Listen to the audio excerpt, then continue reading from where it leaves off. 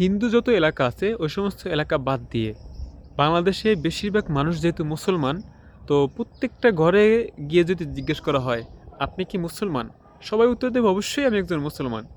এমনকি এই কথাটা অনেকে গর্বের সহিত বলবে যে আমি একজন মুসলমান, ইসলাম ধর্মের মানুষ। কিন্তু এই কথাটা যতটা গর্বের সহিত বলবে, এর পরবর্তী প্রশ্ন করলে অনেকেই লজ্জাবোধ করবে। যদি জিজ্ঞেস করো আপনি কি কোরআন তেলাওয়াত করতে পারেন, যদি জিজ্ঞেস করো আপনি কি 10টা সূরা শুদ্ধভাবে বলতে পারবেন, এই কথা বললে অনেকেই লজ্জাবোধ করবে এবং অনেকেই লজ্জা পাবে। আপনি বলেন কথাটা ঠিক না? অবশ্যই ঠিক। আমাদের বাংলাদেশের অধিকাংশ মানুষ কোরআন তেলাওয়াত করতে পারে না, শুদ্ধভাবে 5টা সূরা বলতে পারে না, শুদ্ধভাবে 5টা দোয়া বলতে পারবে না, নামাজের বিধানগুলো ঠিকমতো বলতে পারবে না। এখন আমার কথা হচ্ছে, তার কি মনে চায় না যে সুন্দরভাবে নামাজ পড়তে? অবশ্যই চায়। তার কি মনে চায় না যে শুদ্ধভাবে কোরআন তেলাওয়াত করতে? অবশ্যই চায়। কিন্তু সে পারে না কেন? না পারার অনেকগুলো কারণ আছে। আমি আপনাকে আজকে অল্প কয়েকটা কারণ বলি। প্রথমত হচ্ছে, তার মনে ঠিকই চায়, কিন্তু এই মনে যে চায় বা সে যখন মসজিদে যায় বা কোরআন তেলাওয়াত শুনে, তারও মনে চায় এভাবে শুদ্ধভাবে কোরআন তেলাওয়াত করতে। কিন্তু সে পারে না কেন?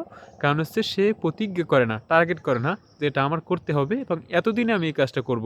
সে যদি চেষ্টা করে যে এই বছর আমি যতগুলো কাজ করব এর ভিতরে একটা কাজ হচ্ছে আমার 5টা সূরা মুখস্থ করতে হবে এবং শুদ্ধভাবে মুখস্থ করতে হবে।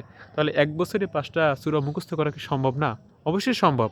কিন্তু দেখা যাবে আমাদের প্রত্যেকের জীবন থেকে এরকম বছরকে বছর চলে যাচ্ছে, কিন্তু 30, 40, 50 বছর পার হয়ে গেছে, 5টা সূরা ঠিকমতো মুখস্থ বলতে পারি না।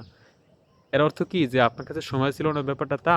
নাকি আপনি আসলে এ নিয়ে ওরকমভাবে সিরিয়াসভাবে ভাবেন নাই, চিন্তা করেন নাই?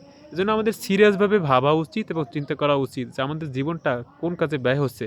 কারণ এই সময়ের তো হিসাব দিতে হবে। আল্লাহ তাআলা আমাদের সবাইকে আমাদের সময়গুলো হেফাজত করে আমাদের জীবনকে সুন্দরভাবে কোরআন সুন্নাহর আলোকে পরিচালনা করার তৌফিক দান করুন। আমিন।